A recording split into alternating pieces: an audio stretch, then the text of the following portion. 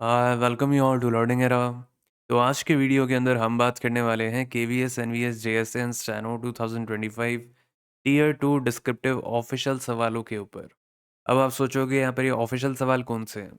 तो देखो यहाँ पर आपका जो पेपर है वो करा रही है यहाँ पर सीबीएसई कंडक्ट, केवीएस और एनवीएस का। तो हमारे लिए ये देखना ज़रूरी हो जाता है कि यहाँ पर जो सीबीएसई है उसने पिछले सालों के अंदर डिस्क्रिप्टिव के अंदर कौन से ऐसे सवाल हैं जो कि पूछे थे। तो वो आपके लिए यहाँ पर एक तरीके से प्रीवियस ईयर हो जाता है, क्योंकि यहाँ पर एग्ज़ाम कंडक्टिंग बॉडी सेम है और उसने यहाँ पर पिछले एग्ज़ाम्स के अंदर जो पिछले सालों के अंदर उसने लिए हैं, उसमें उसने कौन से ऐसे सवाल कराए हैं या दिए हैं खुद के पेपर के अंदर डिस्क्रिप्टिव सेक्शन के अंदर। तो वो आपके लिए जानना बहुत ज़रूरी हो जाता है और आज हम उसी को देखने वाले हैं कि सीबीएसई ने यहाँ पर पिछले सालों के अंदर डिस्क्रिप्टिव सेक्शन में कैसे सवाल यहाँ पर आप लोगों से पूछे हैं और उनके हम जवाब भी देखेंगे इस वाले वीडियो के अंदर। तो जिन्होंने यहाँ पर पिछला वीडियो देखा था उन्होंने यहाँ पर जनरली सवाल देखे थे, इस वाले वीडियो के अंदर हम सवाल और जवाब दोनों देखने वाले हैं। तो ये वाला वीडियो बहुत इंपॉर्टेंट होने वाला है।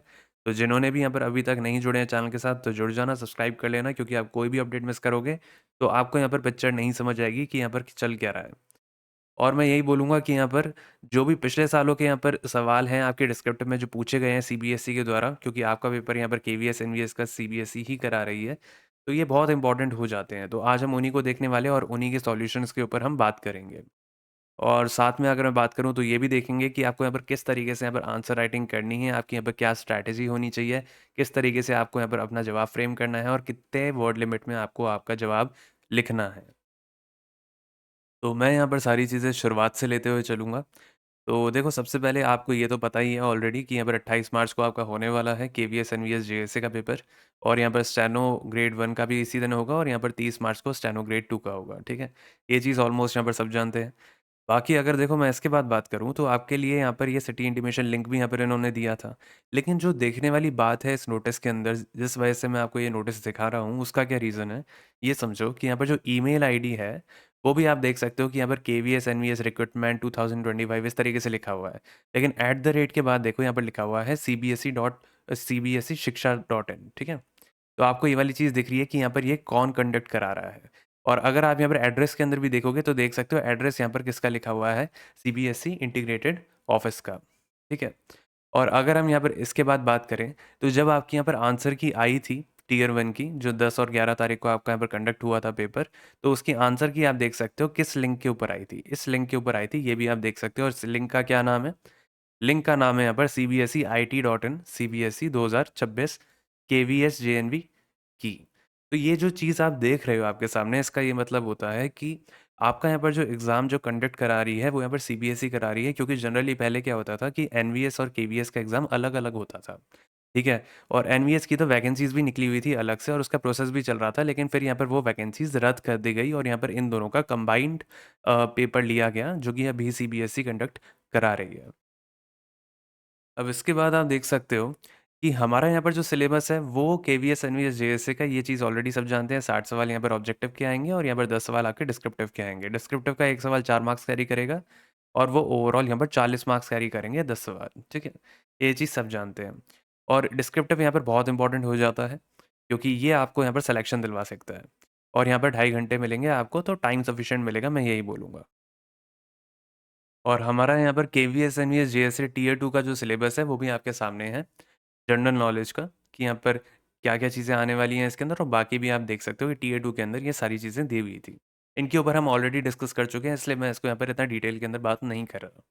अब कल हमने यहाँ पर आपके सामने निकाला था कि यहाँ पर सीबीएसई ने यहाँ पर किस एग्ज़ाम के अंदर डिस्क्रिप्टिव का जो पेपर है वो लिया था।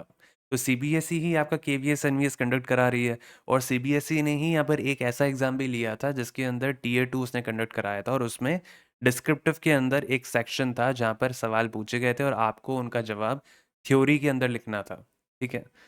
तो वो कौन-सा पेपर था, ये इम्पोर्टेंट हो जाता है आपके लिए, और उस पेपर को भी देखेंगे और उसके सॉल्यूशंस को भी देखेंगे, ठीक है, कि कैसे-कैसे सवाल आए थे और उनके क्या-क्या सॉल्यूशंस बनते हैं और आपको किस तरीके से यहाँ पर उसका जवाब लिखना था और एग्ज़ाम लेवल क्या था डिस्क्रिप्टिव का, ताकि आपको समझ आ जाए कि प्रीवियस ईयर के अंदर सीबीएसई ने यहाँ पर कौन से सवाल कराए थे जो कि केवीएस एनवीएस के अंदर आने वाले हैं, ठीक है। अब यहाँ पर देखो ये नोटिफिकेशन यहाँ पर कब रिलीज़ हुआ था, और ये यहाँ पर जो आपके सामने पोस्ट है ना, सीबीएसई सुपरिटेंडेंट, यही वो पोस्ट है जिसके अकॉर्डिंग आप लोगों का यहाँ पर जो है टियर 2 वो कंडक्ट किया गया था सीबीएसई के द्वारा। और इसी पोस्ट के अंदर ही यहाँ पर ये सेक्शन थे जिसके अंदर आपका यहाँ पर डिस्क्रिप्टिव का भी यहाँ पर पेपर इन लोगों ने लिया था सीबीएसई ने। तो ये आप लोगों के लिए केवीएस एनवीएस वाले बच्चों के लिए बहुत इंपॉर्टेंट हो जाता है। क्यों? क्योंकि दोनों की एग्जाम कंडक्टिंग बॉडी सेम है, सीबीएसई। और साथ में क्या है कि सीबीएसई ने यहाँ पर डिस्क्रिप्टिव का यहाँ पर जो सेक्शन है वो निकाला था और सिलेबस भी ऑलमोस्ट सेम है। ठीक है। अब अगर आप यहाँ पर देखोगे वेटेज को यहाँ पर देखना भूल जाओ, वो यहाँ पर इतना मैटर नहीं करता। मैटर ये करता है कि सवाल क्या पूछे गए थे और कितने कितने सवाल पूछे गए थे। ठीक है। तो यहाँ पर देखो ये करंट अफेयर से भी यहाँ पर सवाल पूछे गए थे डिस्क्रिप्टिव के, लगभग 4 यहाँ पर दिखा रहा है। ठीक है। वैसे ही आप देख सकते हो इंडियन हिस्ट्री भी थी यहाँ पर 4 सवाल, और इसके बाद यहाँ पर इंडियन इकोनॉमी भी थी यहाँ पर 4 सवाल, है ना? इस तरीके से यहाँ पर आपके सवाल पूछे गए थे इंडियन ज्योग्राफी के भी, फिर यहाँ पर साइंस एंड टेक के भी, फिर उसके बाद यहाँ पर मैनेजमेंट के, लेकिन ये आपके लिए इंपॉर्टेंट नहीं है। इसके बाद आप यहाँ पर देख सकते हो इंडियन पॉलिटी के भी, और आखिरी में यहाँ पर इंग्लिश के 2 सवाल भी थे। और ओवरऑल ये मिला के 30 होते हैं। तो इंग्लिश को अगर आप एक्सक्लूड कर दोगे तो 28 सवाल है जो कि इन लोगों ने आपके लिए निकाले थे। तो आपके लिए ज़रूरी हो जाता है कि सीबीएसई ने ही यहाँ पर सुपरिटेंडेंट का पेपर लिया था 2024 के अंदर, जिसके अंदर उन्होंने 28 डिस्क्रिप्टिव के जो सवाल हैं वो दिए थे। ठीक है, पेपर के अंदर। और अगर हम बात करें तो सीबीएसई ने अब यहाँ पर केवीएस एनवीएस का पेपर ले रही है। तो उसके अकॉर्डिंग अगर हम देखें तो उसके लिए यहाँ पर ये जो उन्होंने कराया था सुपरिटेंडेंट का पेपर, ये बहुत इंपॉर्टेंट हो जाता है क्योंकि आपको कहीं पर भी सोर्स नहीं मिलेगा कि ये किस तरीके के डिस्क्रिप्टिव के सवाल पूछ सकते हैं। तो आज हम उन्हीं सवालों को देखने वाले हैं, 28 सवालों को। और ये भी देखेंगे कि यहाँ पर उनका यहाँ पर जो जवाब है वो यहाँ पर आपको किस तरीके से लिखना है और उनका यहाँ पर जवाब क्या क्या है। ठीक है, तो सारी चीज़ें यहाँ पर समझते हुए चलेंगे। तो देखो यहाँ पर जो पेपर था उसके अंदर एमसीक्यू सवाल भी थे, है ना? जैसे अगर हम बात करें यहाँ पर, तो ओवरऑल यहाँ पर 50 एमसीक्यू सवाल भी थे। तो यहाँ पर आप देख सकते हो 1 से लेकर यहाँ पर 50 तक एमसीक्यूज़ भी चल रहे थे। लेकिन आज हम जिसके ऊपर बात करने वाले हैं वो है डिस्क्रिप्टिव पेपर। अब आपके सामने है यहाँ पर पहला सवाल जिसके अंदर लिखा हुआ है कि which company is building India's first indigenous AI large language model LLM, which 3 variants of the model have been proposed to be developed. तो यहाँ पर पहला सवाल इन लोगों ने एआई के ऊपर पूछा है। ठीक है, जनरली। और अगर हम बात करें तो ये जो भी यहाँ पर सवाल पूछे थे यहाँ पर सीबीएसई ने वो आपके सामने है। कि जैसे यहाँ पर पहला सवाल आपने देखा है यहाँ पर, कि पिछला सवाल यहाँ पर यही है कि एलएलएम मॉडल यहाँ पर जो है उसके लिए यहाँ पर कौन सी कंपनी इसको बिल्ड कर रही है, इंडिया का first indigenous AI large language model.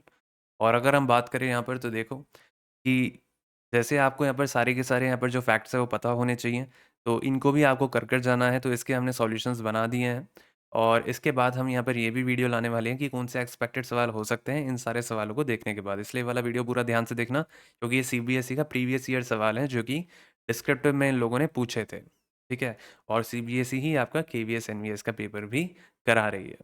अब अगर मैं इसके बाद बात करूँ तो यहाँ पर कौन सी कंपनी थी जो यहाँ पर इसको बिल्ड कर रही है, तो आप देख सकते हो यहाँ पर लिखा हुआ है सर्वम एआई। और ये कौन सा स्टार्टअप है? बेंगलुरु बेस्ड स्टार्टअप है ना? बेंगलुरु के अंदर है। और जनरली अगर हम बात करें तो यहाँ पर इसके 3 डिस्टिंक्ट वेरिएंट्स भी हैं। एक है सर्वम लार्ज, एक है सर्वम स्मॉल और एक है यहाँ पर सर्वम एज।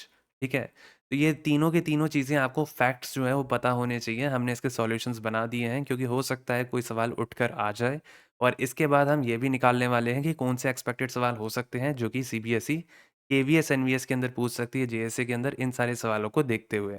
तो हम डेली आप लोगों के लिए ये सारा काम करते हैं। ठीक है, जो भी हमसे जुड़े हुए हैं उन सबको पता है। अगर अभी तक आप नहीं जुड़े हुए हो तो आपका नुकसान हो रहा है। इसलिए मैं यही बोलूँगा कि चैनल को सब्सक्राइब कर लो ताकि आप यहाँ पर कोई भी इंपॉर्टेंट अपडेट मिस ना कर दो, क्योंकि आप रेस के अंदर पीछे हो जाओगे अगर आप यहाँ पर अप टू डेट नहीं रहोगे तो। अब इसके बाद यहाँ पर अगला सवाल देखो। अगला सवाल दे रखा है यहाँ पे, India is taking over as the chair of Indian Ocean Rim Association in November 2025 IORA. तो ये प्रीवियस ईयर है, इस वजह से यहाँ पर इन लोगों ने कि क्या होने वाला है ऐसा सवाल इन लोगों ने दिया था। और इसके अकॉर्डिंग देखो इन लोगों ने क्या पूछा था कि व्हाट इज़ आईओआरए, कि यहाँ पर आईओआरए है क्या, इंडियन ओशियन रिम एसोसिएशन क्या है और ये कब एस्टेब्लिश हुई थी। साथ में यहाँ पर जो इंडिया है, which position does India currently hold in IORA, IORA के अंदर यहाँ पर इंडिया कौन सी पोजीशन होल्ड करता है, कहाँ पर वो स्टैंड करता है। और अगर हम यहाँ पर देखें, अगला सवाल था यहाँ पर, the member states of IORA belong to which 4 continents. तो यहाँ पर इसका जवाब क्या होगा?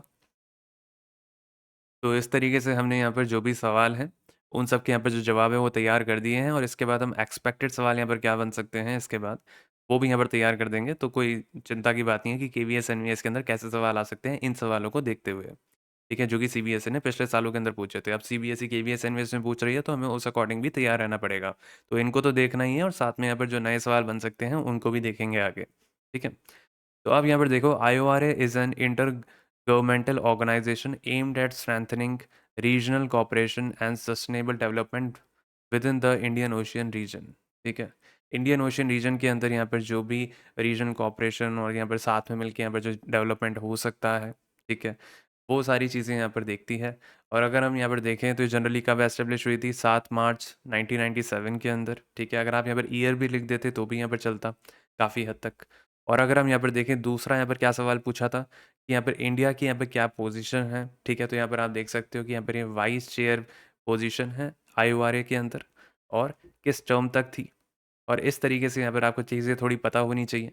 और जनरली यहाँ पर कौन से मेंबर स्टेट्स थे आईओआरए के, तो वो भी आपके सामने है कि ये लगभग मेंबर स्टेट्स जो थे आईओआरए के, वो बिलोंग करते थे यहाँ पर 4 कॉन्टिनेंट्स के अंदर, एशिया, अफ्रीका, ऑस्ट्रेलिया और यूरोप।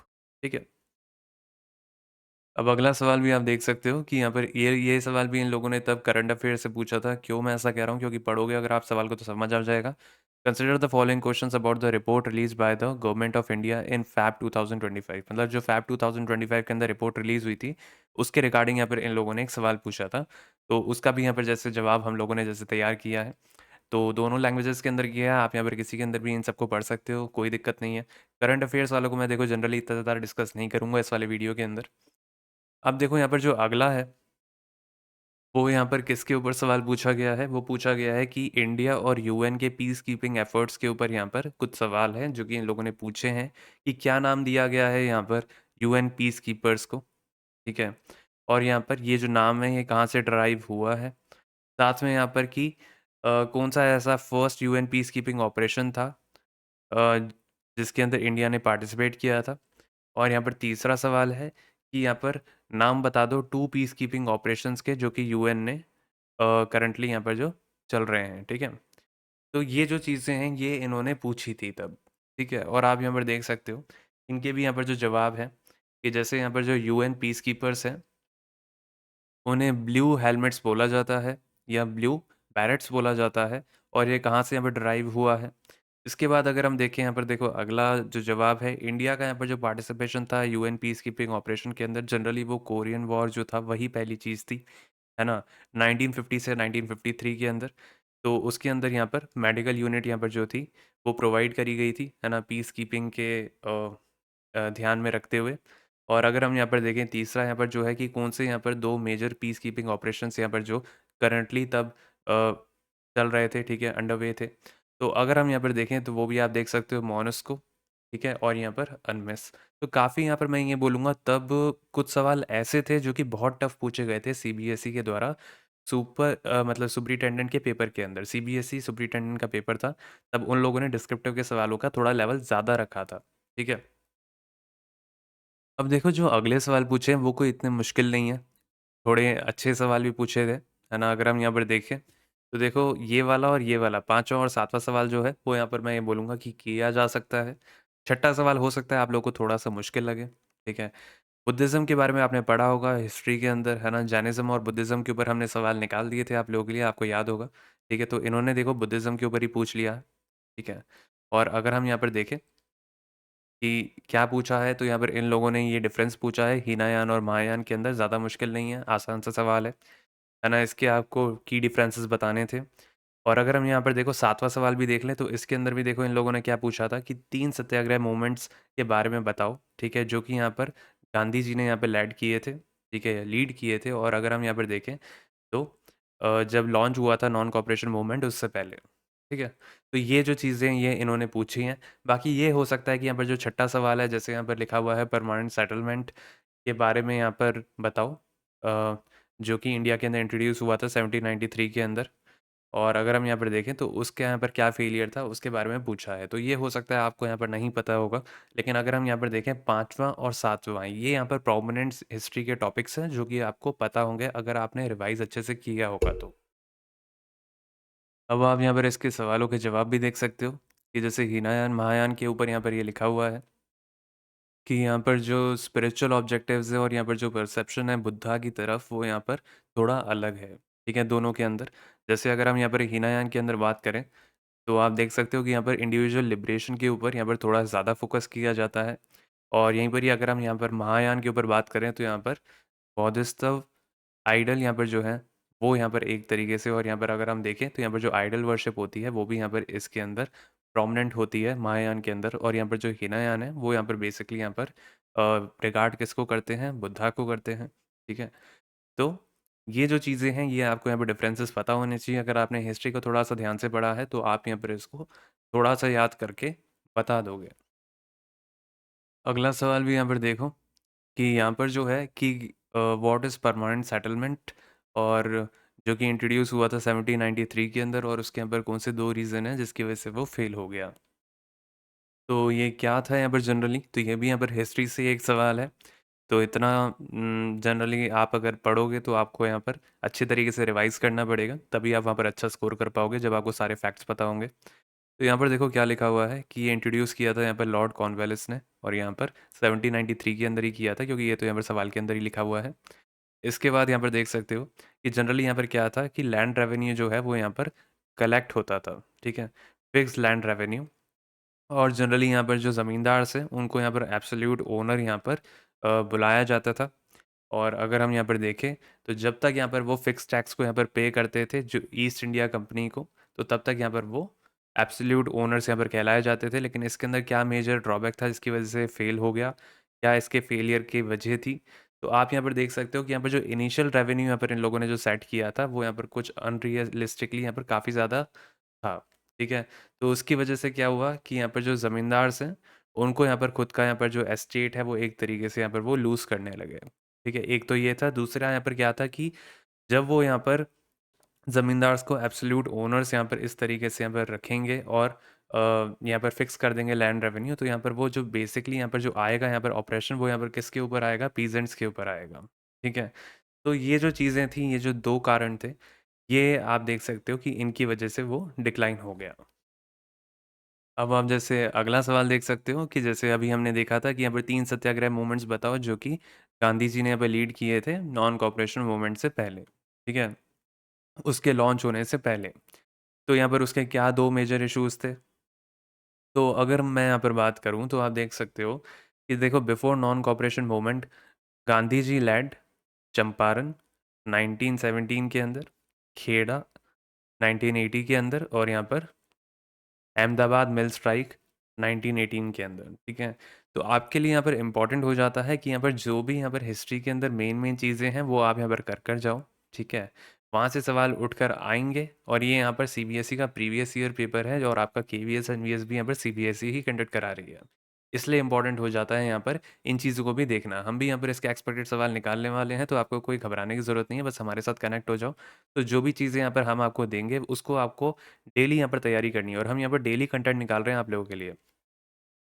हम भी यहाँ पर आप लोगों के लिए जितने भी यहाँ पर जैसे आप देख सकते हो सवाल हैं, इन सब के यहाँ पर जवाब हम तैयार कर चुके हैं। ये जितने भी यहाँ पर सवाल हैं, सारे के सारे यहाँ पर सीबीएसई के प्रीवियस ईयर पेपर के अंदर आए हैं, जो कि जस्ट 2024 के अंदर ही कंडक्ट हुआ था, और अभी 2026 का इनिशियल फेज स्टार्ट हो रहा है। ठीक है, अभी हम मिड तक भी नहीं पहुँचे हैं, अभी यहाँ पर मार्च चल रहा है। तो आप देख सकते हो कि यहाँ पर 2024 का पेपर था, तो ज़्यादा पुराना भी नहीं है, और एकदम यहाँ पर जो डिस्क्रिप्टिव के सवाल हैं वो आपके सामने हैं इस तरीके से। यहाँ पर सारे के सारे यहाँ पर जो भी सवाल हैं, इन सब के यहाँ पर जो भी जवाब हैं, वो हमने बायलिंगुअल फॉर्मेट के अंदर तैयार कर दिए हैं। और अगर मैं बात करूँ, तो इस तरीके से आपको ये किस तरीके से एक्सेस करने हैं उसकी भी बातें करेंगे। तो अगर हम यहाँ पर देखें, तो जैसे जितने भी आप यहाँ पर सवाल देख सकते हो स्क्रीन के ऊपर, सारे के सारे 28 सवाल आए थे पिछले सालों के पेपर के अंदर। ठीक है, ये सारे के सारे यहाँ पर इम्पोर्टेंट हो जाते हैं आपके लिए, और इनके ऊपर यहाँ पर क्या-क्या सवाल बन सकते हैं अब जाकर, तो वो भी यहाँ पर इम्पोर्टेंट हो जाता है।